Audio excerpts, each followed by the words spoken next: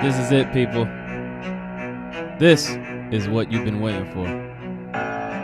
This is Everyday Celebrity Podcast. The podcast for everyday people with everyday problems, trying to find everyday solutions to accomplish everyday goals. Let's start the show.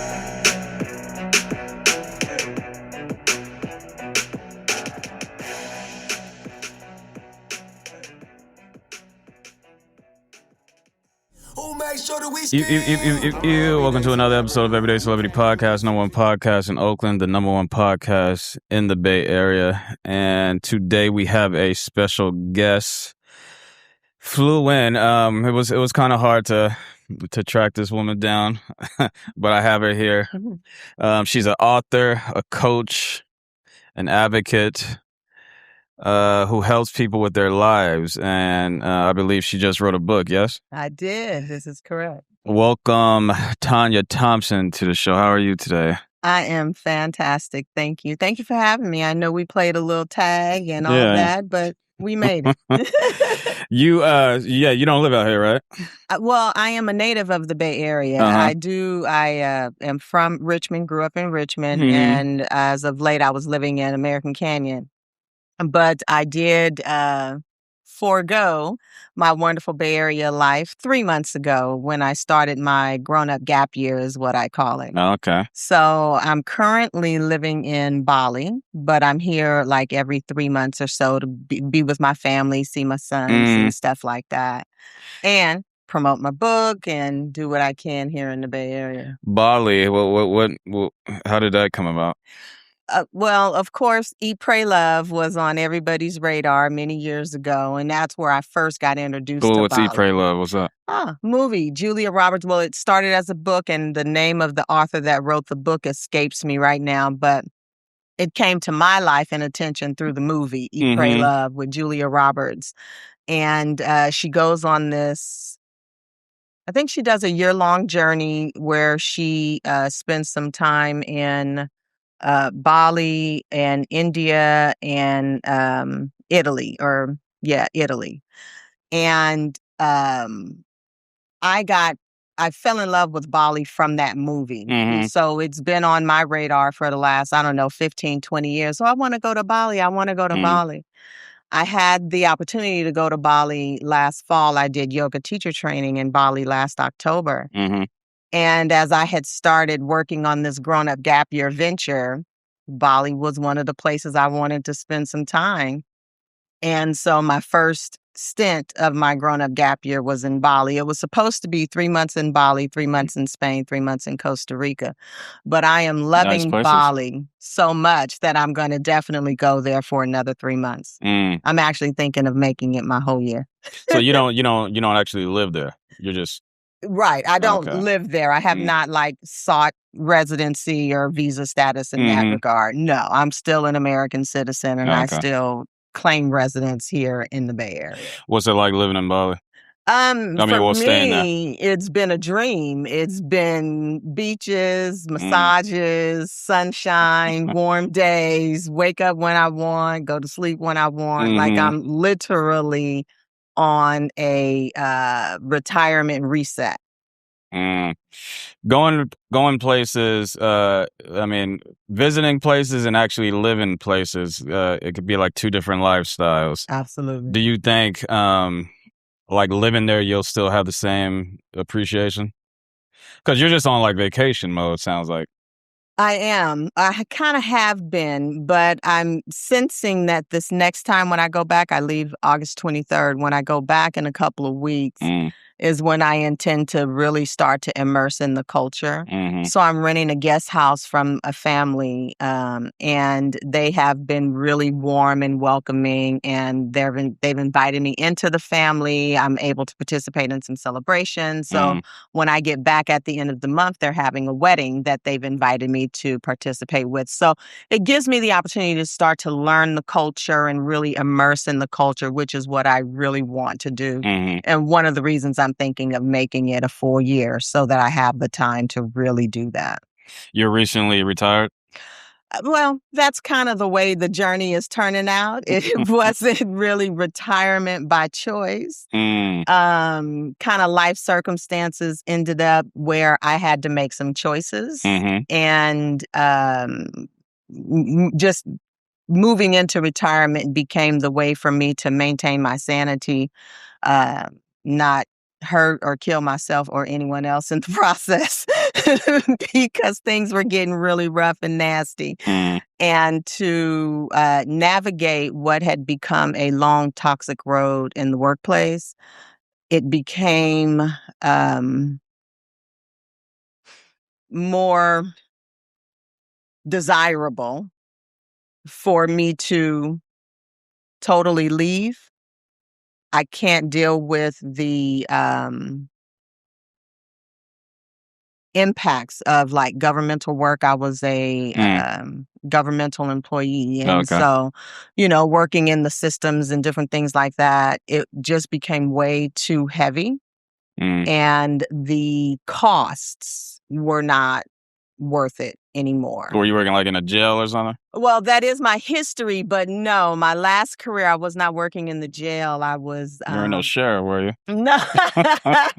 And I was actually an associate warden. Oh, wow. Yeah, I used to work in prisons, but it was in another state in Nevada. And I spent 12 years doing that, working from a correctional officer all the way up to associate warden. But at this particular employment experience, I was doing grant work. And it became a situation where I was targeted, harassed, retaliated against by management. And the gaslighting and the gravity of living through that type of a work situation, it put me in a position where returning to the workplace under toxic supervision was just too much of a risk for my overall health and well-being. And so I decided to go into I'm going to call it an early semi-retirement, because now I'm writing and building a coaching business and sharing my work and advocating in that respect. So I don't know that I really call it a full retirement, but that's kind of where that's going. Doing a job like that, I mean, everyone knows that. I mean, you might think differently, but everyone knows that the prison system is messed up.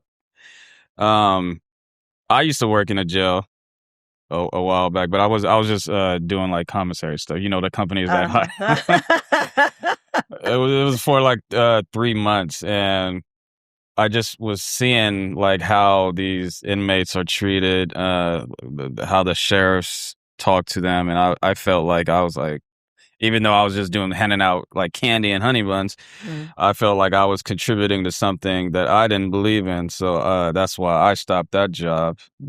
And because it was very stressful. Like, I don't know, San Francisco, there's a bunch of people in jails for most of them are in there for like crimes like drugs and stuff like that. Not violence, like drugs and addiction crimes. And then seeing these people out in the street, because at this time I was living in San Francisco as well. So I used to randomly see these guys out in the street. And that was kind of stressful because you don't know if they had a vendetta against you because you couldn't give them some envelopes one day. Right. So I say that, how did you deal with the stress that job gave you? That is such a good question. I think the best way I can explain it is I really did buy into the philosophy, I think is what I'll call it, of the department. And their core metric was firm, fair, and consistent. And the way I navigated the stress of being in the environment, like the safety concerns and things like that, because I worked men's prisons most of my career. When I became an associate warden, I went to the women's facility. And ironically, that's another sidebar story. But most of my career was spent in men's facilities. And the way to navigate that stress, I focused on being firm, fair, and consistent, right? The other thing that I took into the job was, I'm not here to punish these folks. They were punished by the court. They're sent here to do their sentence, serve their time, not to be punished further by me. I'm just here to uphold the laws and make sure people are kept safe. And in doing so, it was my belief that if people were treated as humans and given the basic common care, decency, and respect, that they would give me the same. And for the most part, my career proved as much, especially working with the men. As long as I treated them with dignity, respect, treated them like people, firm, fair, consistent, had no problems with them ever, ever. Surprising. Yeah. But the sidebar story is that when I started working with the women. Yeah, I heard the women are more crazy. Huh? I said, I heard the women are more crazy. Well, being a woman working with the women after having spent 7, 8, 9 years working with men, ironically, it gave me a wake-up call. Like, I finally remembered I was in prison. For some reason, working with the men, like, I knew I had to be on alert because I knew I was working with men, et cetera, et cetera. But with women, I recognized that I had to be on higher alert. I couldn't let my guard down because I was working with women, because I am a woman. And they see me as their peer, as a woman, just like them. And so if anything is going to pop, they would be far more likely to go to swings or to really try to assault or attack me. So it really woke me up to the environment that I was working in at the time. Did you enjoy working at the women's better than working at the men's? Actually, no, I preferred the men's. Now, I loved my work better at the women's prison, right? I was the associate warden, so I was overseeing programs, and I had a lot more impact on the overall institution and day-to-day functioning. But in terms of just the work itself, definitely working with the men seemed easier to me. Easier to just kind of flow with the regular day-to-day routines, and they seemed to just navigate. They didn't fight me as much. The women always wanted to argue with your reasoning and your justifications and so on and so forth. So I really enjoyed the bulk of my career inside the institutions, period, hands down. But I would say that I think I enjoyed working with the men differently. I don't know if I could say better or worse, but definitely differently than I did working with the women. Before you started that career, what was your life like growing up? Well, like I said, I grew up here in the Bay Area, and I am number 6 of 7. Do you come from like a law enforcement family? I do not. A military family? No, none of that. How I became, I have no idea, because it's not something that was necessarily in the family line. And I guess I can take that back. My grandfather was in the military. I believe he was a cook in the Navy. But I was never like invested in his military career or anything like that. So I really kind of I literally fell into corrections. I was looking at grad school. I was getting ready to pursue a second master's degree. And I was in a program in Las Vegas, and they had a job fair. And I went to the job fair, and there was the Department of Corrections recruiting. And I talked to the recruiters, and they was like, "Oh, you should really give us a try. We think you'd love it and you do great, et cetera, et cetera." So I said, "Oh, okay, I'll give it a shot."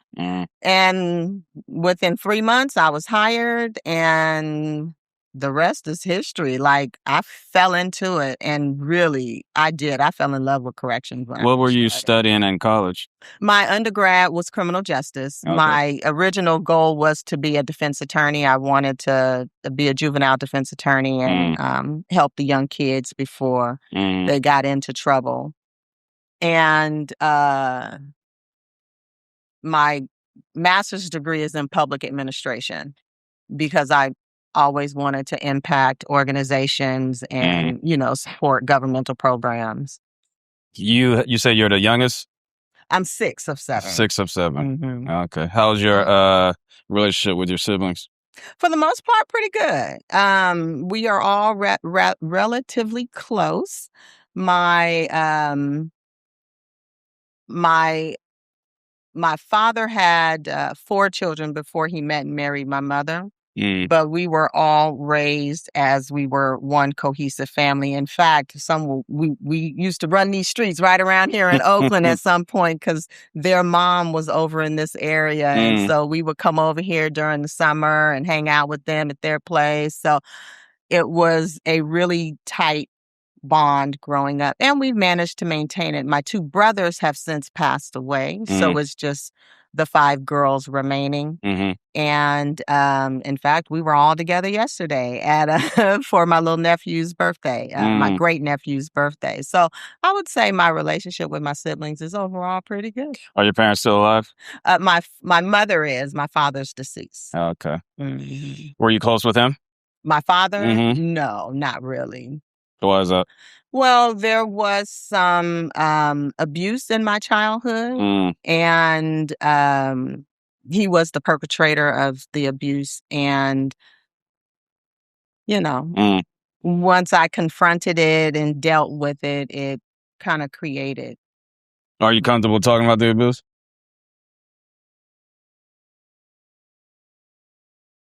I want to say I am, but I've never talked about it publicly here. So in this kind of a forum. So. I mean, I'm curious, what type of abuse was it? It was sexual abuse. There was no penetration, but there was some sexual abuse, fondling. I was 7, give or take. Once or twice it happened, and at least to my memory, never again. The interesting aspect that the abuse played in my life was that from the age that it happened up until the age of 18, it was a repressed memory. I did not even know that that's what happened, but I knew that something was off with the relationship. Is it one of those things where you kind of know this is bad, but you don't want to think, you're trying to get yourself to not remember it so you don't have to deal with it? Yes. Okay. Yes, exactly. Were you the only one that this happened to? What I discovered later was no, I was not. There was another sibling that had also dealt with it. And were you able to speak to your mother about this? Yes and no. And I'm going to leave that one there.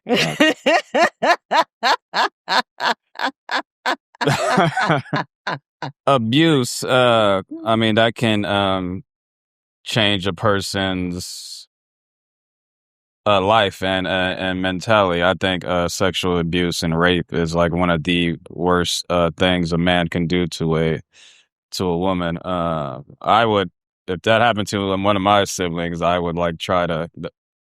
That's the only time I think murder is worthy.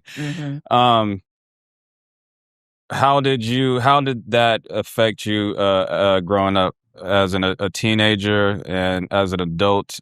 And did it affect the romantic relationships that you had? Oh yeah, absolutely. Well, as a kid growing up, one of the largest impacts that I would say that it had is really on my memory.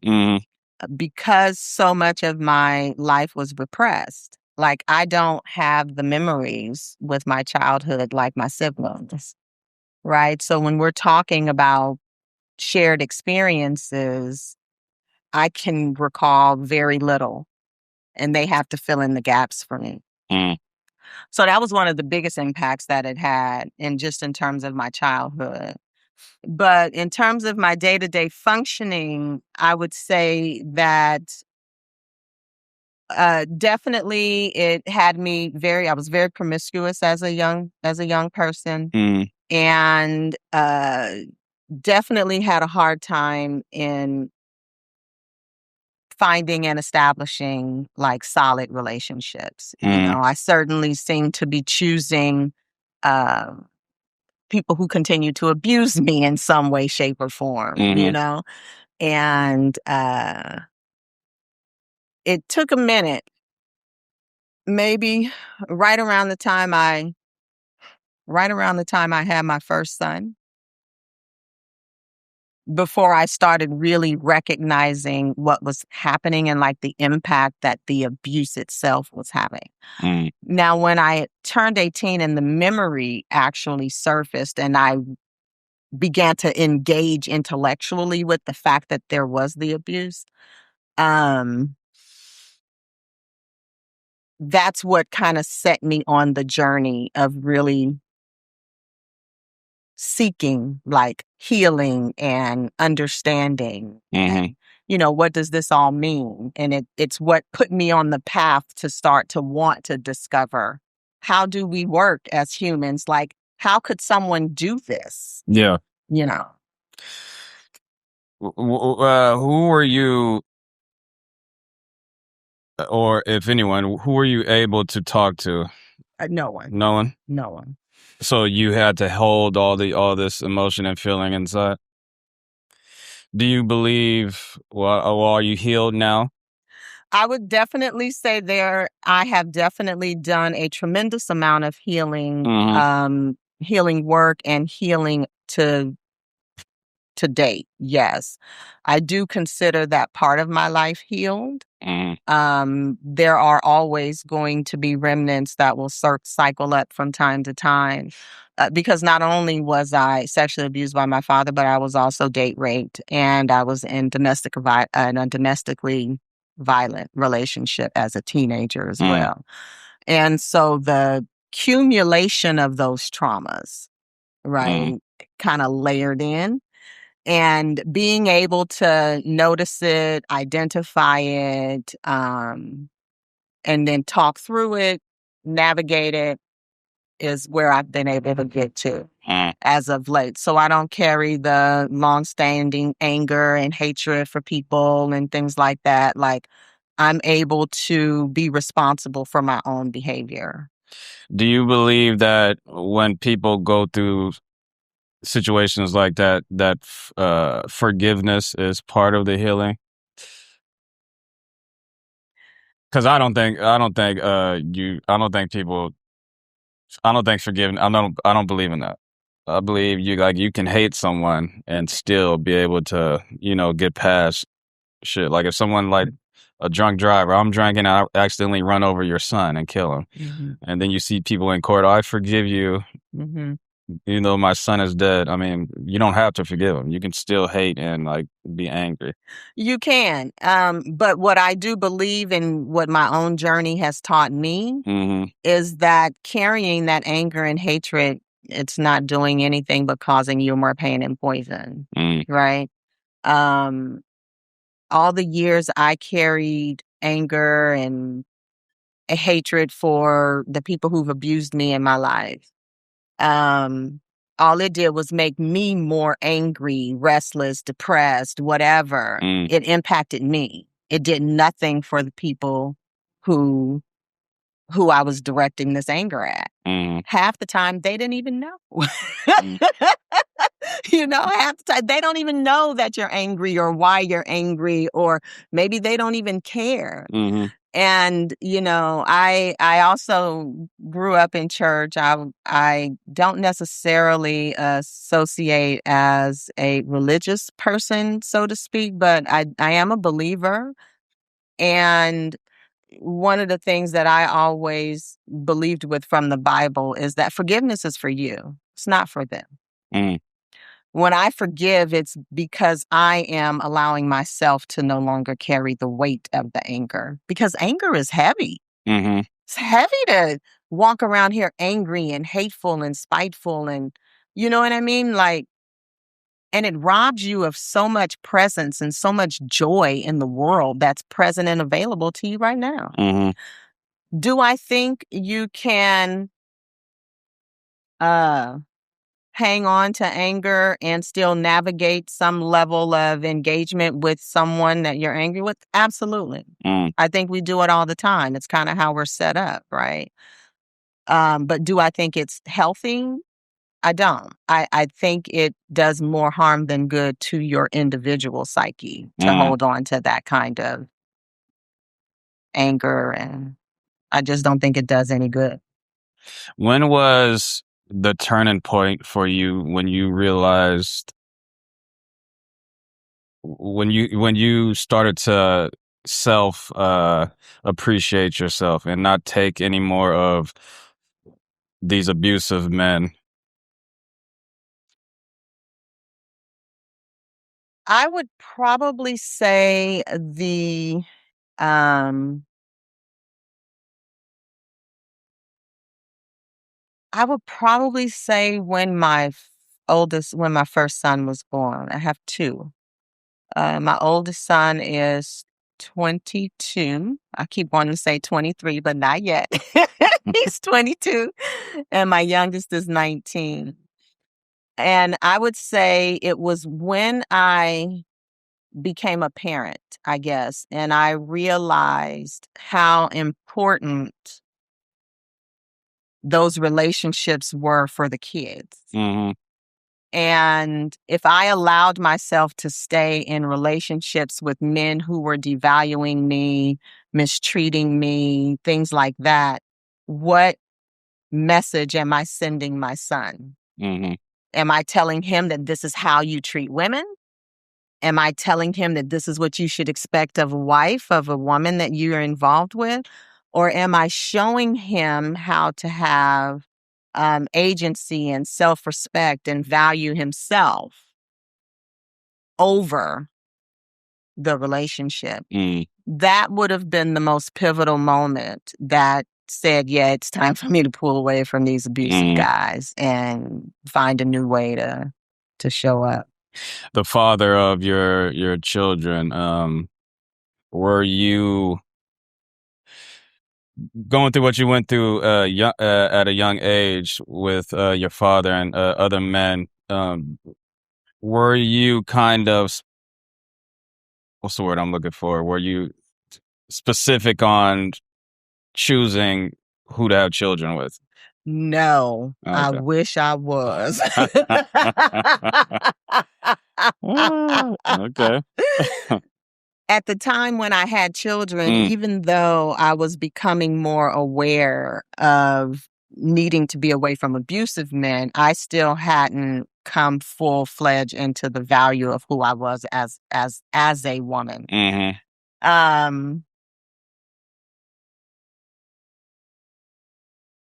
If I had, knowing then what I know that now, would I have made some different choices around, having children and how I chose who to parent with or co-parent with? Absolutely. Absolutely. Absolutely. What I will say is I have two different dads. So my oldest son's father, he and I dated for, I don't know, maybe 2 or 3 years before my son was born. And then maybe another year or so after, we broke up when my baby was, I don't know, about a year and a half. And my second son's father, we actually ended up getting married, etc.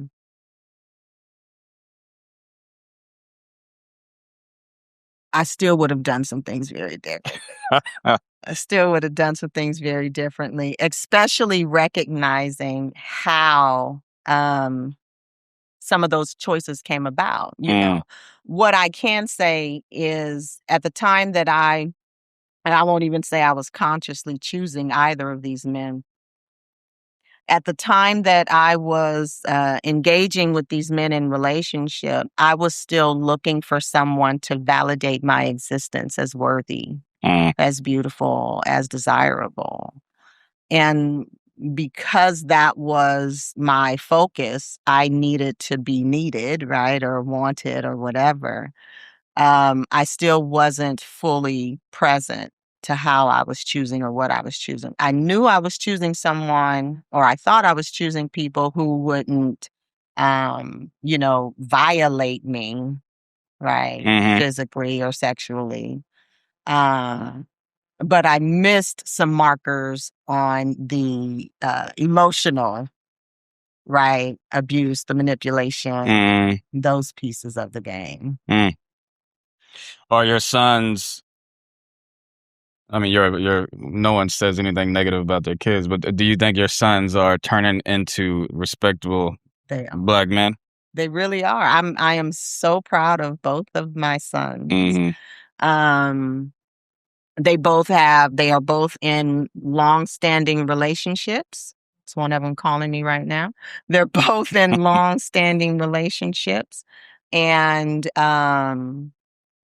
my oldest son has been with his current girlfriend like 4 years. My youngest son has been with his girlfriend since their junior year, so 3 years. They engage in healthy relational activities, right? Because one of the things that I wanted to make sure that I imparted to them was how to communicate in relationship. Yeah. Right. You know, that's hard for Black men. It is. It is. We don't like it. It is.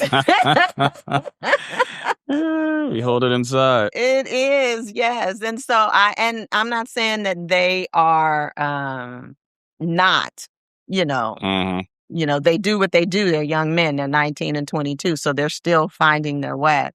But they do, from some of the things they've shared with me about how they navigate challenge in their relationship. They're actually talking about what's going on and how they're feeling. They're actually having these conversations with their girlfriends. They're actually coming to mom and saying, well, what do you think about this? Or this is what I'm dealing with, et cetera, et cetera. So yes, I am really excited at how my two young men are starting to show up as adults and navigating relationships of their own. I'm definitely proud. Yeah. I want to pose this question. I don't know if anyone ever asked you this.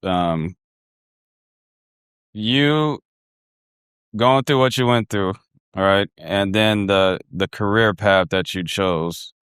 Do you think it's has like some inner like psychological backings to it because you went through what you went through with men abusing you, and then you chose a career as a warden and corrections officer where you have power over men? Oh. Do you think that has something to do with it? If you want to like really dissect it, like that is actually, I have never had that question. I've never even thought of that like that. Because wow, that's really good. I always looked at it from the angle of I chose the career because it gave me access to healing. Now, could there have been some underlying something that it was an opportunity for me to have power over men? You could be onto something like that's really something to go and like, spend some time with and look at.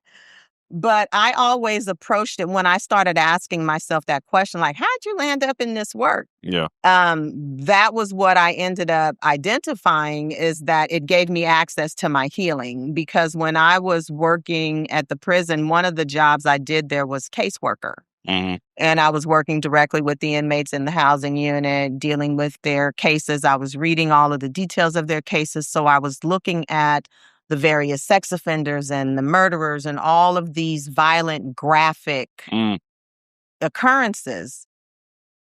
And one of the things we learn in that work is about being traumatized through the experience of reading and all of that.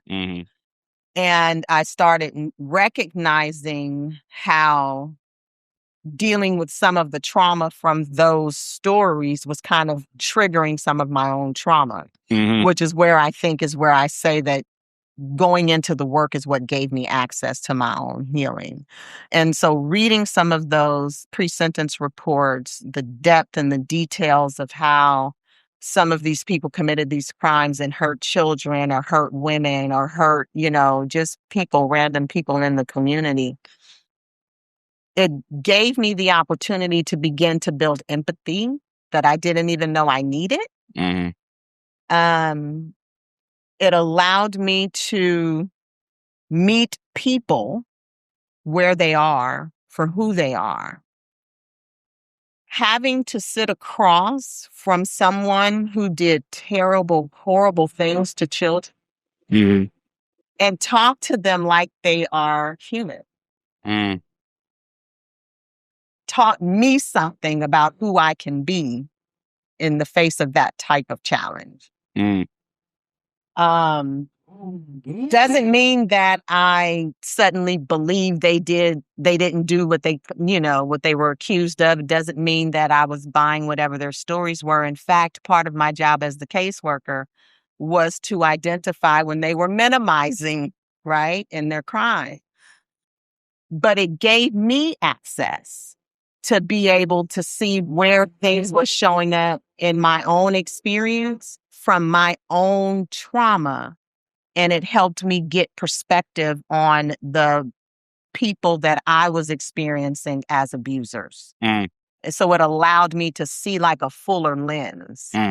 Yeah. And then it gave me space to make some choices on how I wanted to show up with people like that. At your stage in your life now, you're in Bali. Are you, will you get married again at your stage in your life now? I absolutely would love to. Like if you met a suave guy in Bali. Yeah.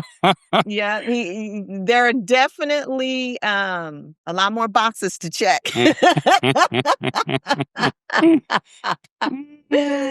Definitely a lot more boxes to check. And not that someone has to like be this, or this. But in terms of how I do my own internal evaluation, like I now know to ask deeper questions of myself and of the person that I'm connecting with. And yes, I absolutely intend to partner. I believe that I was made for partnership, but not just anybody. Okay. Not just anybody. Let's talk about this book that you wrote. Is this book out? Yes, it is. It is live and in color. And tell me about it. It is titled Beyond the Vision Board, and it's a long title, Using the Storyboard Method to Picture and Produce Your Preferred Reality. And the premise of the book is it's really about looking at how the stories that we live in, because we all live in stories, it's really looking at how the stories we live in drive and shape who we are and what we think is possible in our lives. A lot of the stories that we live by and live in are unconscious. We don't even know they're running. We don't even realize that they're driving us and shaping us. And this book is about being able to begin recognizing those stories and allowing yourself to create stories that align with the life you actually want to live. Right? The vision board piece comes in because a lot of times I love vision boards. I've always done vision boards. I discovered vision boarding in my early 20s, and I have done vision boards almost annually ever since. But one of the things I began to identify over the last, 10 years or so, is that I do these vision boards and sometimes I hit and sometimes, I do the board in January and by January 15th, like, it's in the wind. And I kept trying to figure out, what is that about? And I know I'm not the only one who does vision boards and just feels like there's a gap, like there's something that's missing. I do the vision and I put all these pretty images on my board. And yes, this is the life I want, but there's something missing between the life we're designing on that board and what we actually get to walk out in real life. Beyond the vision board is an opportunity to fill in that gap. Because my guess is that what's missing is the story that you're creating around that vision. Most of us will say, oh, yes, I want to live here. I want this job. I want this car. I want this house. I want this husband, this wife, whatever. But we're not telling the story of what it is that we're creating. I just want. But because we live in stories, the only way we know we exist is because we tell a story. Right? All that I'm doing right now is telling you the story of Tanya. It's all my story. If I only told you Tanya's wants, that would just give you, right, a piece. That missing element is the story that really fills in the full picture of what these bigger wants and desires are. So I don't just want to live in Bali, right? I want to create a life that gives me freedom, flexibility, and fun. And so the story I live in Bali is one where I have freedom, flexibility, and fun. Because that's what I created that experience with. I didn't create that experience just to say, oh, I moved to Bali. Well, that kind of defeats the purpose, right? So I believe that there's something missing between the board and the actual experience. And that's what I bring together in the book. And I do it through a 3-part framework, which is what I call the storyboard method. And we start with looking at what is your current reality. We got to get real honest and dirty with where we are right now. Like, what's really going on? What are the stories that you're living into? What are the stories that are driving? So we start with what's current. Then we move into what is your preferred future reality? What do you really want to be living like? What story do you really want to be living? We create that story in great detail. And then from there, from that creation, we move to Act 3, which is what's in the way. And this is the piece where the stories are most critical, because the stories that are in the way are the stories that are blocking your vision from actualizing. The stories of I'm not good enough, or Black people can't do this, or, it doesn't happen in my community, or, whatever those stories are, we all have them. And they are driving us in ways that we aren't even aware of because they're so automatic. They're so preconditioned. They're so ingrained in our everyday psyche. And so we look at those. Have you ever consulted with someone and had to tell them like harsh truths, like your storyboard is unrealistic? Because the life that you are living, or the life that you have, you're not going to accomplish this. No. Or are you all positive? No, it's not that I'm all positive.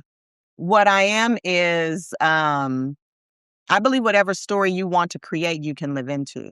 What I do is I challenge the narrative that you're living, right? So if someone creates a story that, as I'm looking at what they create versus how they're showing up, my job is to show them that breakdown. Not to tell them that they're never going to do it or that it's unrealistic, because it's only unrealistic because we say it's unrealistic. That's the story we start to live into. It's unrealistic. But if you become aware of where you are not aligning with this bigger vision, that's where you get to be responsible. And then you can say, okay, does this make sense or does this not make sense? The real question is, how are you lining up with what it is that you say you want? When I said I wanted to go to Bali, every time I talked to people, I started telling them the story of my grown-up gap year. I had no idea how it was going to unfold yet. but I knew that was the story that was taking me where I wanted to go.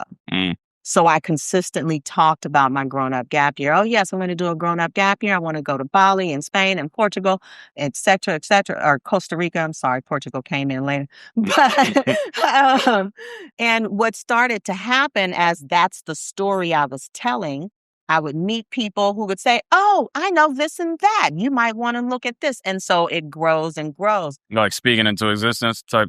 I guess you could kind of say that, yes. And it's being able to believe it and speak it and live it, even though it's not present in your physical reality yet. You know what I mean? So I wouldn't tell someone that their board is unrealistic. What I would do is help them see, are you living into what you say you want? Yeah. Do you feel like you needed to move to Bali to become this woman that you are now? Oh, that is a wonderful question.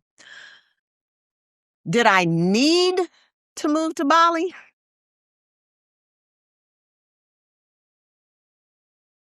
I'm actually going to say yes. I think for me, I did. I don't think that's everybody's need. Everybody don't need to go to Bali. Somebody just need to maybe move down the block, right? Or move rooms in the house. I don't know. But for me, yes, I would say that I do think I personally needed to go to Bali for this version of myself to begin emerging. And I am still uncovering what this version looks like. I'm actually getting ready to start a book club study with my book club. I facilitate a book club on Meetup called The Reading Room. And on August 12th, we're going to go through my book, Beyond the Vision Board, in the book club, and we'll actually create storyboards. And one of the reasons why I'm really excited about doing it this time is because I actually do the work with them in the book club. So I'll be creating a new storyboard. And it's perfect because I'm living out the board that I created around my grown-up gap year and getting the book published. And so those stories are starting to really show up in my current reality. And now it's time to unfold. Okay, so what's the new story? What am I creating next? So this is going to give me the opportunity to really see who she's becoming. But yes, I do think I needed to go to Bali.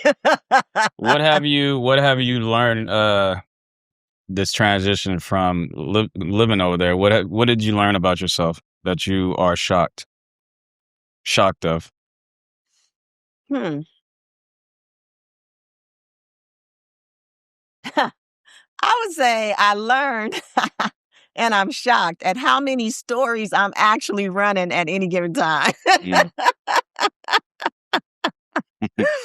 As I am enjoying my time in Bali, I often, run stories about what I might be missing back here in California, with my kids and with my family.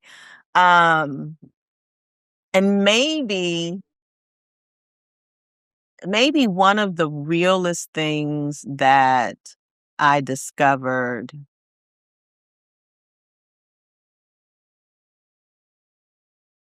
is that, like, I'm thinking of like some stuff around my kids. Like, I really got an opportunity to really watch my babies like show up like adults, right? Because I left, my youngest had just started his freshman year in college, and my oldest had, moved out, got his own place. And I said, all right, y'all, I'm out. I got to go do me. I got to go take care of mom. I need y'all to be ready to, be men and do your thing. My ex-husband is still here in the Bay in the moment. So, they still have dad around. But I discovered that we did an amazing job with those boys, those young men. And I think it surprised me a little bit at how well they've adapted and adjusted. And I was like, wow.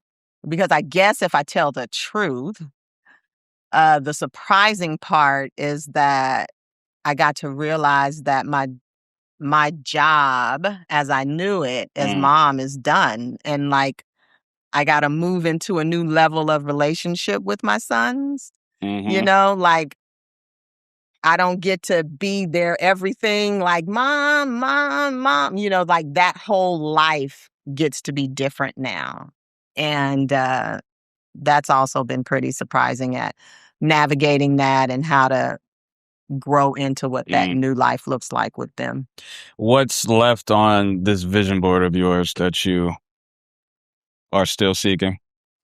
The remaining piece that has not yet manifested is dealing with the toxic work environment that I left. I am actively seeking litigation against the agency that I worked for.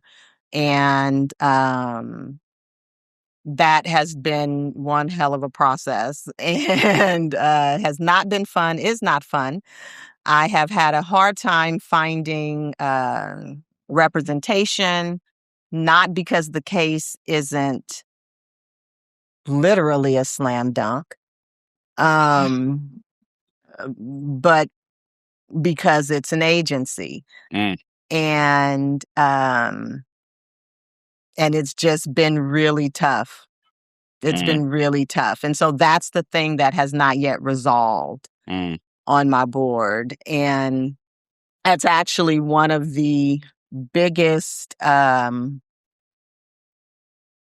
say, pushes for the work to continue is because when I look at what that story had the opportunity to create for me, like that whole story of being in that toxic environment with the gaslighting and all of that I dealt with, like I really had the opportunity to choose to continue to suffer or to, like, I could have chosen more of the same. I could, like, I was really watching myself struggle with even choosing to fight back, right? Because the pressure of it was so heavy that. And you probably didn't think you could win because you're going against like a monster, right? Right. And you're just one person. And I'm just one person. So that would be the piece that has not yet resolved. Okay. Still an obstacle. What is some advice that you would give a woman or a man?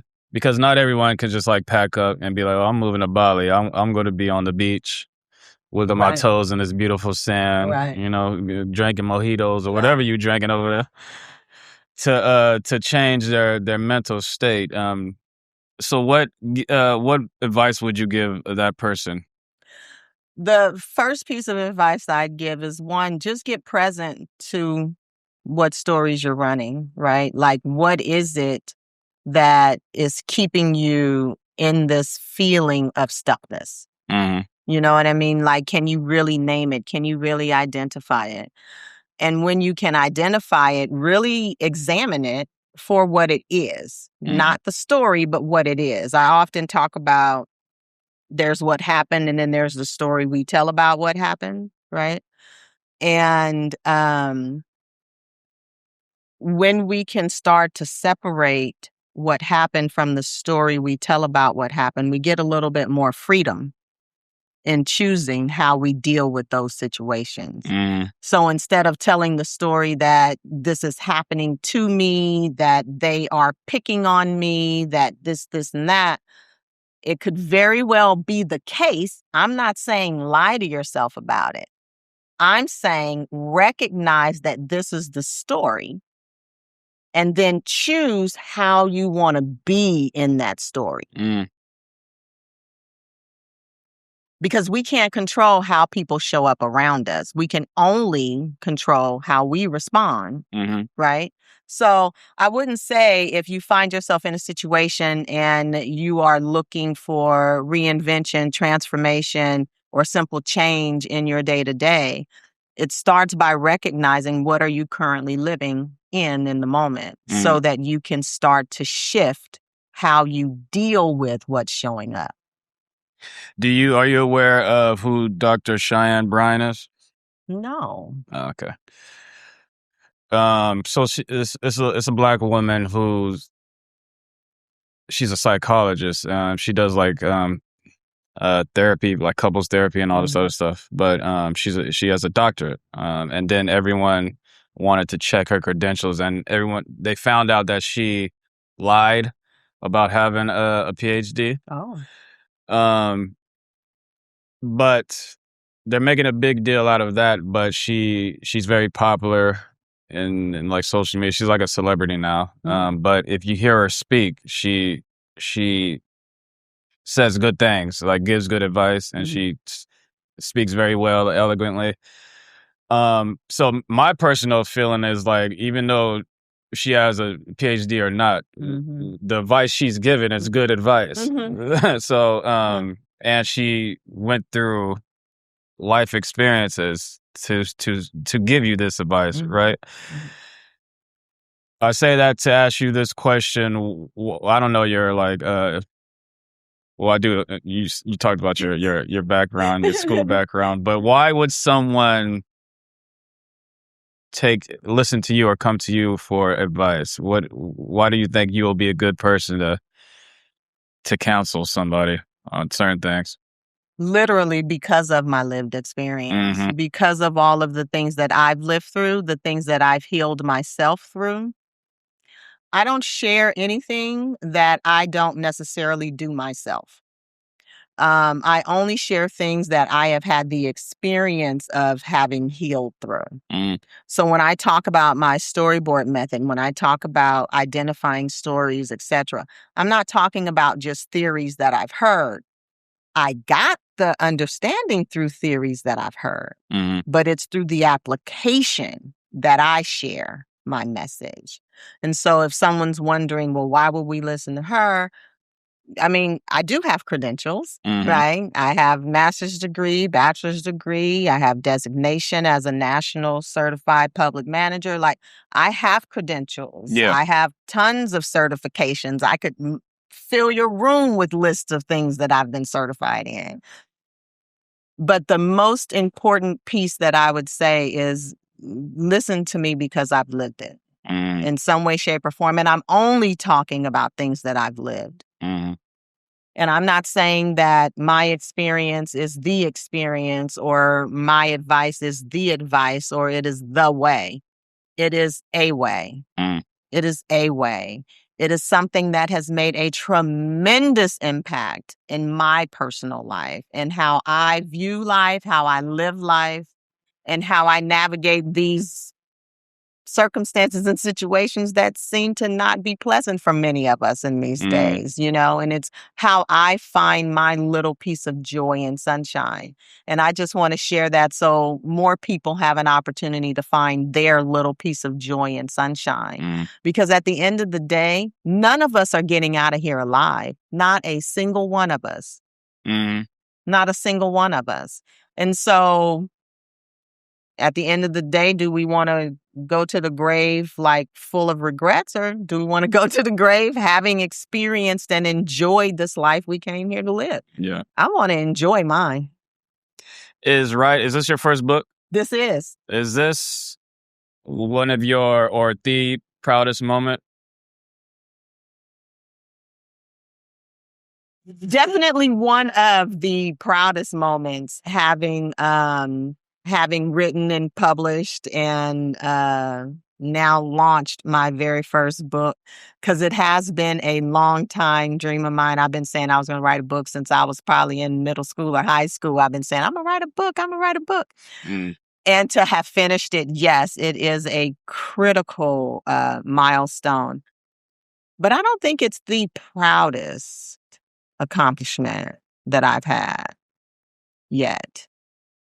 Can you name the proudest at the top of your head? And don't say giving birth to my kids. No, I wasn't gonna say that. I wasn't gonna say that. Because those were they were proud moments after the fact. Those were not proud moments in the moment that they were happening. Yeah. But I don't know, for some reason I keep going back to like my graduation from college, or even like the times and opportunities, because I've done this a few times, like the fact that I'm able to pick up and explore. Like, I don't really want to call it fearless, but I think I have a fearless element to who I be, right? Where when I was in undergrad, I picked up and moved to Atlanta for a year to do a student exchange program. I went to DC for a semester to do internship. No family, no friend, just went, most people was like, you don't know anybody there, you can't do it. I picked up, moved to Las Vegas, no friends, nothing, just created a life. Moved to LA, just created a life. Those are I think the proudest moments of my life, because it allows me to, one, see my own resilience, and two, it allows me to see how amazing it is to create the life that I want to live. What's the next stage of your life look like? It is under construction.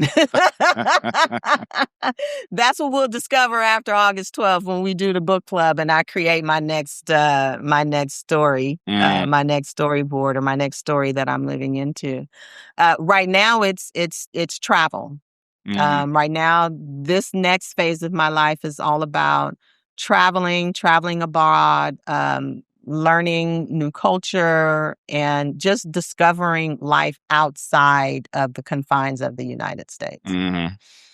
What's the best place you ever traveled to?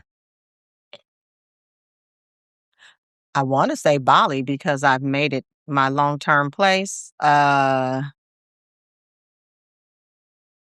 to think. Jamaica could be up there. No, I'm gonna say Bali. I'm gonna say Bali. Yeah. When you come back to when you spend so much time over there and like you get used to like life and stuff, when you come back to the States, how does it feel? Do you like? It's culture do you like? shock. I got to get the fuck away from here again. I can't wait to go back to Bali. Look, gas is $7. Bali, I don't got to worry about shit. Yes. Exactly. It was, ironically, it was a culture shock. Price of living, just every day getting around. Just the fact that in Bali I can walk 5 minutes and I'm right there at the beach and the beautiful ocean. Here, if I want to see the water, I gotta drive. I can't get in the water because it's too cold, or it's dangerous, or it's whatever.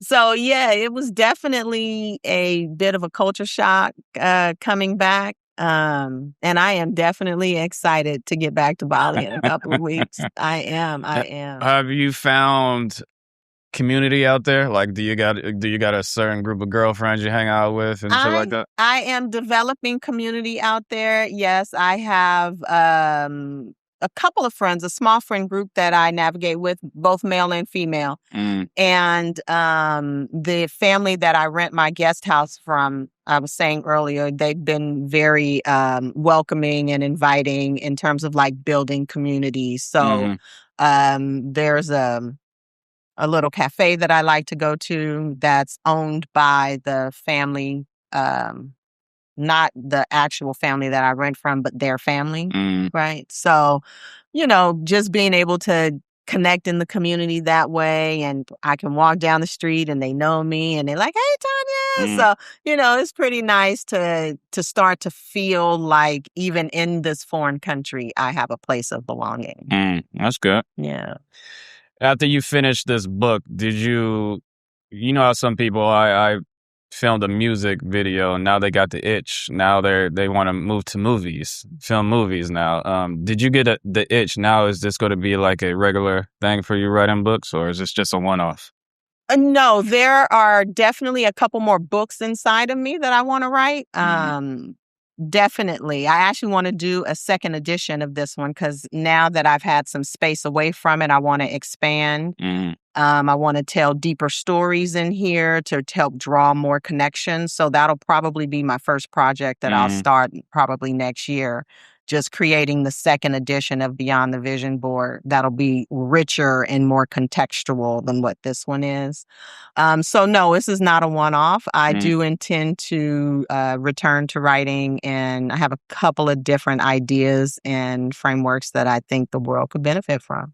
From the idea to the physical book being on this table, that time period, what mistakes did you make, and what have you learned so when the next time the second book comes, you already know, like, okay, I'm not going to do it this way, I'm going to do it that. Mistakes, that's a good one. I know there have been several mistakes in not paying for an editor, because this is largely self-published. So not paying for an editor, I think, was a mistake.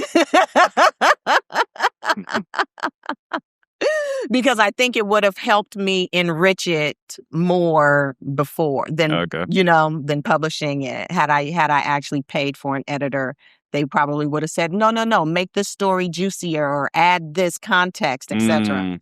Because when I'm writing it and reading it, and a couple of people that I have read it, they're reading it from the lens of, oh, yes, this makes sense. I get it. But not necessarily. Right. And when I'm reading it, I know what I'm saying. So I know what, Yeah, everyone don't get the inside joke. Exactly.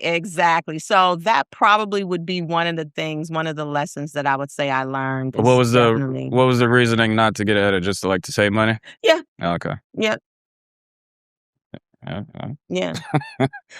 So next time it's going to be an editor. Next time there will be an actual editor on the. What's your idea for the next book? What do you? Well, outside of doing a second edition to Beyond the Vision Board, I am creating a curriculum type that'll follow this, and it's called TABS, Tell a Better Story. And it'll really just detail the aspect of how to live your board out loud, right? It's catching the stories, telling a better one, knowing what to do when you're in the middle of the funk, and dealing with people that are not necessarily on the same page with you, and different things like that. So Tell a Better Story is one of the books that I want to write. And I'm also developing a framework that I want to share organizationally, that I want to be able to write for organizations, businesses, things like that. So that'll be the other thing that I'll be exploring with my writing. If someone was to ask you or describe Tanya Thompson at age 18, describe that girl, and then describe Tanya Thompson now. Wow. Tanya Thompson at age 18. Wow, I was fly.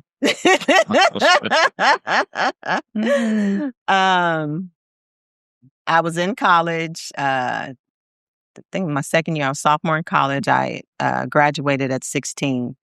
And so I was second year in college at this time, thinking I knew it all. Doing my thing. I was working like 2 or 3 jobs. I was partying all the time. I was, really out there living that college life. I was living the college life. I was really discovering what it meant to kind of be an adult, and, learning to navigate these streets out here. I was definitely focused on studies. I've always been a bit of an intellectual, spent a lot of time in my head. Sometimes that's not always good, but I spent a lot of time in there. And that's what I've always done. That I remember dating a guy I might have been 20 at the time, but I remember him saying, it's not always that deep. I was like, I can't help it. I can't help it. Like, I always got questions. But So that's a lot of, I was fun, life of the party, very, very outgoing, strong leader. Yeah, always finding something to get engaged in, involved in. Yeah. And I would say Tanya today, so still similar, except I'd say maybe a little wiser, right? Maybe not as quick to pop off. Like I've learned a little bit of temperance. Got your zen on. Learned a little bit of temperance with my attitude and my mouthpiece because it can be crucial when it wants to. But, a lot of those same qualities just around like leadership and being active and engaged. I just made 52 last month. Oh, yeah, last month, July. And, I'm still as active. I walk 4 or 5 miles every day or every other day. Not doing yoga as much as I would like, but I stay very active. I stay engaged. I maintain some social activities. Now, I don't party like I used to. You better not. But my family still sees me as like the life of the party. Like I'm the MC. I'm the one that always, when we have our family gatherings, I'm usually the one that they're looking at to kind of facilitate the evening or the games, and that because I'm the outgoing and that, and even still. So okay. Well, this is the part of the conversation where I give you the floor to promote whatever you want to promote. I don't know if you're into like Instagram or anything, if you have one, but tell the people where they can find you, where they can get your book. The floor is yours. Awesome. Well, thank you so much. You can find me at levelupcoaching.info. That's the website. You can email me directly at Tanya, Tanya, at levelupcoaching.info. My book, Beyond the Vision Board, is available at balboapress.com, barnesandnoble.com, Amazon. You can get it on any online retailer. So it is available digitally worldwide or through Ingram. In terms of things that I have going, if you are local in the Bay Area, August 20th, you can come out and meet me at the Fairfield Solano. Is that right? Fairfield Cordelia Library in Fairfield, California. And I will be doing an author conversation where we'll be talking about the book. I'll do some signings. I'll have books available for sale if you want to get one from me and have it signed. That's Thursday, August 20th from 6 p.m. to 8 p.m. at the Fairfield Cordelia Library. I don't have the address with me, unfortunately. I didn't think about that. But you can Google it. And you can also find me on Meetup at the Reading Room, and that's where you can join my book club. It's free to join the book club. There's no cost for that. And we go through books really intensely. It's about a 6 to 8 week cycle we run, and we only read books that help us become better. So we just finished the book Secure by Amir Levine, where we looked at attachment styles and how to create more secure relationships for ourselves and with ourselves. And so the book club just meets every 6 to 8 weeks, and you just jump in and run the cycle with us. And so y'all ain't reading 50 Shades of Grey and all that. We are not reading 50 Shades of Grey. That is not the book club that I run. But that is how you can get in touch with me. The easiest way is just through my website or join me on Meetup at the Reading Room. Okay. Well, I want to thank you, Tanya, for coming on the podcast and talking about your life. Learning about you was good. Everything that you went through, and you rose up out of the ashes and became a respectable beautiful woman, Thank educated you. as well. Thank you. I think that's very commendable. Much success. Everyone go read the book. Become a better woman. And men, you can get something out of the book too, right? Right? Men can get something out of this book, yeah? You absolutely can. Now, I will say I do focus my work with women, but I do think men can benefit. Yeah. Yeah. Yeah, well, yeah. It's always good when a man's, you have to study women to know how they, That's right. to treat them right and to know what they like and know what they want, you know? That's right. So I might read the book my damn self. There you go.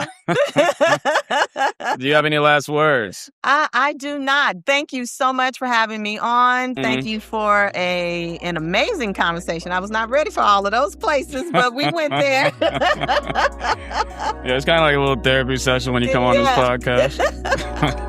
Yes, we went there. That was good. Okay. This is Everyday Celebrity Podcast, and we are out. You. Celebrity to me, celebrate cause I'm me. You a star, you a star, you a star, believe. Reach like 2-3, to all the stars I'll see. Everyday celebrity, I pray to God it's me. Every night that I pray